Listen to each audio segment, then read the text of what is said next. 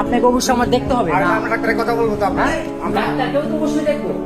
আমার যদি কোনো সমস্যা হয় সেটা আপনি জবাব দিতে পারতে হবে। তুমি আসো না। হ্যাঁ? কোনো ডাক্তারকে আমি দেখিনি আমাকে এভাবে ডাক্তার।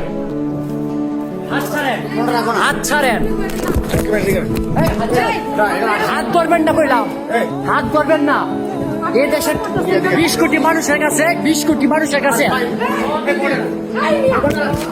20 কোটি মানুষের কাছে জবাব দিতে হবে কইলাম।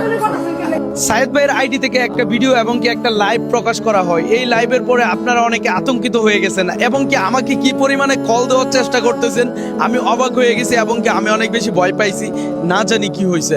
যাই হোক, এই বিষয়টা আপনাদেরকে ক্লিয়ার করার জন্য আসছি। আপনারা মাত্র যে ভিডিওটা দেখলেন, এই ভিডিওটা হচ্ছে যারা হচ্ছে নতুন ডাক্তার থাকে তারা হচ্ছে শিক্ষার জন্য অথবা প্রশিক্ষণ দেওয়ার জন্য অনেক সময় রোগীর কাছে আসে এবং কি রোগীকে দেখে এবং কি রোগীর কাছ থেকে জানা বোঝার চেষ্টা করে। যাই হোক, এরকমই হয়তো হয়েছে, সে হচ্ছে পেটে চাপ দিয়া বা শক্তি চাপ দিয়ে দেখতেছিল। সায়েদ ভাই যেহেতু অনেক বেশি অসুস্থ আপনারা জানেন, তো আপনারা কেউ বিভ্রান্ত ছড়াবেন না। তো আমি বলবো বিষয়গুলো আরেকটু নজরে আসা উচিত এবং কি ডাক্তারের বিশেষ করে পিজির হসপিটালে যারা আছে তাদেরকে আরো কেয়ারফুলি থাকতে হবে যেন এই ধরনের বিভ্রান্ত অথবা এই ধরনের কোনো কিছু যেন না হয়। কারণ সায়েদ ভাইয়ের কথা একটাই, জাতির কাছ থেকে এত টাকা নিয়েছে এবং কি পুরো বাংলাদেশ প্রবাসী ভাইরা তাকে হেল্প করেছে।